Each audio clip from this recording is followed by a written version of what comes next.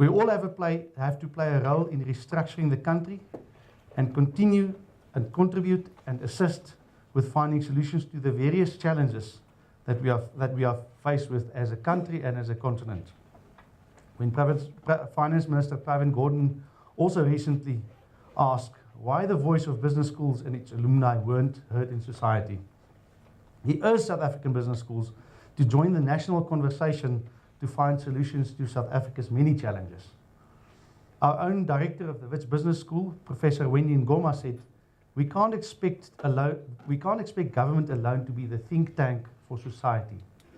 Business schools, as citizens of this country, have a role to define what sort of society we live in. Corporate entrepreneurship is when a large company decides to find a way to build new businesses inside an existing company. Now, the way that entrepreneurship normally happens is people leave a company and go and do an MBA, and then go and try to start a business. And that's typically what happens. You find that what most big companies are doing is they take all of their improvement money and they focus it, so all the money that you have to grow the business gets applied to incremental change. Africa lies outside the technological frontier. Therefore, we really don't innovate. We assimilate existing innovation, and that is a problem. It's a problem for us. There's nowhere in distributed theory where mention is made of SMEs as the sole innovators. But of course, in reality, first world countries have found SMEs to be innovators. So we must make a difference between what is actually happening in first world countries and what Jupiter says and his assumptions. Now the problem is that, my question is that, do we have to do the same? If you want to create jobs, do we have to focus on SMEs? Just because the first world countries are doing it, we are doing it. I don't think that's the right approach. Entrepreneurship policies are different from what I just said. They focus on individuals, not the firm. They focus on individuals, not the firm. They target people interested in starting business. They target the general population to get them interested. Sometimes it's a youth entrepreneurship, women entrepreneurship, because they want to stimulate entrepreneurship in that particular class. And of course, they focus on creating the entrepreneurial culture. I really don't believe in that, but it's up to you for that. Now, what happens in African countries, including our own country, South Africa, is that we don't distinguish between the two. We bundle the two together, and we call them entrepreneurship stroke SME policy. And to me, that's a problem. We waste a lot of resources by doing that. There's always going to be a number of challenges that as an entrepreneur or as a business person, you will be confronted with. But for the number of challenges that you will face, you will also face the same number of opportunities as well. What makes a business succeed is the extent to which that business person is able to not only identify the opportunities and seize them, but also to have the ability to deal with the challenges which will face you as a business person. Once you start to reward for results irrespective of the behavior, that is the beginning of destruction. Having an ethical approach to business is something that is core to having a sustainable business. You need a holistic approach with respect to looking at how you can make a business sustainable. It is not just about making sure that you are managing your resources in terms of capital and your human resources, which is very key, and all of the, dealing with the markets and the product quality and the service, etc. But it is also about ensuring that the type of people that you're bringing into the business, that the manner and culture that you are putting into that business will be one that will be helpful in terms of sustaining the business going forward. And that is why I believe that having a business that has a basis of integrity is something that is very important. being able to have sustainable businesses will certainly contribute significantly to the growth of our economy. And we know that we need to be doing something about kickstarting the growth and continued growth of our economy. I mean, the fact that in sub-Saharan Africa, average growth is over 5%, average GDP growth is over 5%, and yet we are moving backwards. You know, we are now looking at projections of about 2.7%, you know, and yet, you know, we have the most sophisticated infrastructure, economic and social infrastructure compared to our neighbors, but we are not growing anywhere as fast as they are. I think it's something that needs to be concerning us, that we need to be doing something. And certainly we know that the answers do not all lie with government. For us in business, you know, in whatever sphere of business that we are in, we need to be thinking about ways in which we can contribute more significantly towards the growth of our economy. We have massive inequality in the South African healthcare system. We have overcrowded and underfunded public hospitals. We also have a private healthcare system that is operationally efficient, but is deemed often to be too expensive and at the mercy of powerful medical aid companies. Well, in the public sector, we firstly have the challenge of a high burden of disease. So what I mean by that is a high burden of HIV and AIDS, TB, non-communicable diseases such as diabetes, hypertension, etc. In addition to that, we're also a society that has high levels of interpersonal violence. So given that quadruple burden of disease, as we call it, which is very different from many other countries, we need to change the health system around to prevent many of these things from happening. So in the public sector, we have challenges around quality, from long waiting times to attitudes of staff, to drug stockouts, to infection control, etc. So we need to turn that around. In the private sector, as Jeremy mentioned, the quality appears to be less of a problem. However, that hasn't actually been assessed, but our interaction with the system seems to suggest that that's the case. But the costs are astronomical. And moving towards universal health coverage, which is a United Nations stated goal for all member states, that they should move towards that, would provide an opportunity to have a single fund in which government would be able to buy services on behalf of all citizens in a manner that's equitable, and be able to then manage the resources much more efficiently than having a public system which is basically having quality challenges, a private system where each of the individual medical schemes attempt to buy services on behalf of their individual members, and a consequence of which is that there's quite a lot of inefficiency in that system. I really think he's made the case for the health reasons why we need a universal system, in this case an NHI. I would also argue that there's also a social-political reason, and then the truth of the matter is that South Africa simply is not going to be in a position to sustain a viable democracy in the context of these gross inequalities. South Africa is not going to be able to build a stable democracy in the context where quite clearly the inequalities and the failure to access good quality health care speaks to the failure of one of the fundamental pecks that is our constitutional dispensation, which is really about the restoration of people's dignity. So that case to me is very clear. I think what is far much more difficult is far much more to understand the move from the original conception of how that was going to be achieved. The analogy that I would use is if your market is, you know, if your market is in Sandton and that's where 80% of the value of the market lies, you're naturally going to put in 80% of your resources. In healthcare, however, you've got the reverse that applies. So it's a disproportionality, it's a skewing of resources.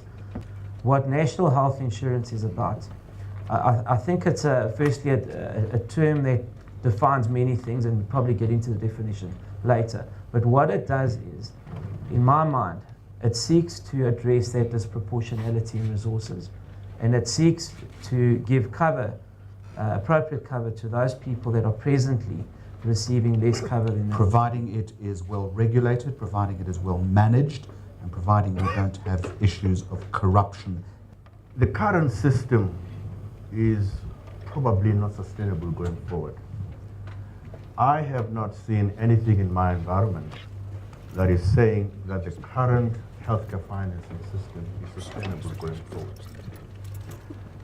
If I zoom into the healthcare financing of the private healthcare sector, that is made up of 97 medical aid schemes who collect about 107 billion rand a year and pay up about 94, 95 billion rands, up to about 90% to healthcare. It's questionable whether spending that amount of money is yielding the outcomes that you would expect from those who deliver healthcare services. Now, there's a lot of fragmentation as well in the current system. What NHI does, I think it's pulling together the resources that are there in this country. You have 107 billion rand in the private sector, pocketed in 97 medical aid schemes. That's fragmentation. So you can't use that scale to attract reasonable tariff from those who provide health care, so as to have a knock-on effect on your contributions. And then on the public sector side, as Tab was saying, you have another 110 billion rand servicing the rest of the population, but then there you have huge problems of human resources, etc., etc., etc. And then if you look at the 220 billion rand that is spent on healthcare in this country, and look at the outcomes, that's about 8.5% of GDP, and look at the outcomes are very bad. There are countries who are doing better than us, spending less money on healthcare than us. What are the issues that I have problems with the current labor legislation? Why I believe it has destroyed entrepreneurs, and particularly in the townships? Because in this country today, if you don't have a professional HR department, don't go into business. I think for me, this centralized bargaining system, if we're serious about really creating employment and create economic activity, we need to really do something about it. You know, there's two pieces of legislation right now to make labor legislation even much more tougher. And what are the consequences? More and more of our people are going to lose jobs. More and more of our economic activity in this country is going to suffer. You don't really have to really be a rocket scientist to understand that people don't go into business for social reasons. People go into business because they want to make money. If you want to encourage economic activity, you want to encourage people to going into business, you don't punish them with legislation.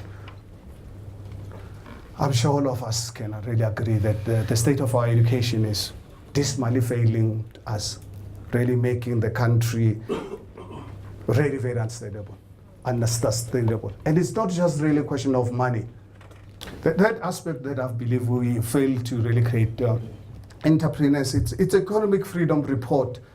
Because if you want to create economic activity, produce entrepreneurs, you've got to have free economy. You've got to have a free market. And unfortunately, South Africa, we've got a real serious problem. The first, fourth, and last aspect of why I believe we failed is the level of crime in our country as a result of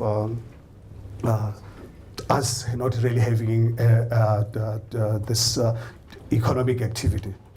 With the global economic crisis, we've realized that business schools are also being questioned in terms of what is it that we're teaching. That makes people leave business schools and then they become even wilder than they were when they joined business schools. I don't know, something must be happening in the syndicate rooms. But more importantly is that we know that companies are now defined less by geographical boundaries. As we live in a network society, technology has flattened the world in an unbelievable way. And so do we find ourselves as business schools having to adapt to this globalized environment. Across the globe, business schools now have to compete with each other. And as I said at Manex, it's no longer about the fact that you're coming from Africa that matters, but it's also about how are you placed globally. People are not interested in hearing anything about how sad your state of affairs is, but they're asking, where are you in terms of the global rankings? That on its own means the kind of business school we're talking about is a different business school. It's a business school that has to look beyond its local challenges, but say, how does it compete in a world that is demanding a different agenda from business schools? But also as business schools, we're called to account. As Mr. Mashaba spoke earlier, that we are living in a world that has contradictions. Contradictions that relate to jobless people, relating to poverty, and what we spoke about earlier in the panels in terms of health challenges that we have. And therefore, business schools are being called now to think more broadly about ways in which they can influence policy, but also ways in which they can inform regulation. Applying management education concepts, therefore, to local and African economic and social problems has become a new business way of doing things. In this room, when we talk about South Africa and its challenges, and we always say education must sort it out. But in the true sense of the word, until we all play a role, education has very little to do. I'm saying this because in South Africa, it's an achievement to get 30 academics to teach in a business school. But let me tell you this, my counterparts in the world have 120 academics teaching in business schools. That tells you where we are. But also one of the things that we're doing, because people say business schools are at a distance, we've introduced a concept called executives in residence. I brought this concept, again, having looked at a successful business school in Canada. And I thought this is actually a good concept, where executives that want space to reflect, to think about their lives and write the books like Black Like You, can come to this place and share their experiences with our students. To remain competitive, it is important that our business school is able to raise additional funds so that we can build a really highly dynamic learning environment that is an attraction of students locally and in the continent. And I must say that progressive business schools in the world today speak of financial laboratories, they speak of leadership laboratories, they speak of incubators in business schools. And largely because they're saying they want to close the gap between theory and practice. So that when students leave here, they don't leave with a paper MBA, but also they've been trained in leadership laboratories and they are ready for industry. We have to think about a level of leadership conscience that's going to move our institutions beyond the ordinary state in which they are in, but also to become extraordinary in their own right. I'd like to highlight that it is very important that if you go to regulation, it creates certainty. It must create certainty, and it must be consistent and congruent. Because if you've got any regulation that is not creating certainty and inconsistent or is not congruent, it results into what we call unintended consequences. And I think a lot of what HERMAN was talking about is unintended consequences of the regulations that have been in place. And I believe that if we look at regulation, particularly policy and regulation, it has to address this. If it doesn't address any of this, then it's actually misplaced. And so the government has got a huge responsibility of balancing act, introducing regulation, and at the same time ensuring that that regulation is promoting sustainable development. And therefore it is very, very important that we understand that delicate balance. Because if you miss it, then you mess it up. All of us as executives and business leaders know that regulation is something that you need to be extremely aware, particularly in this industry, because energy industry, of the strategic nature of it, the government wants to be closely associated with. Now let me tell you, if some of you, I'm sure most of you were here, 2005 we had major shortages in December in this country. You would not have found petrol in any of the service stations. And a commission of inquiry was instituted by a judge called Morane, and to investigate. And his conclusion, and I want to read that, fuel shortage resulted from a convergence of a number of factors. Of greater importance and concern, however, is the fact that these events expose underlying structural and regulatory weaknesses. And that actually is something that we need to be working on all the time and making sure that it is.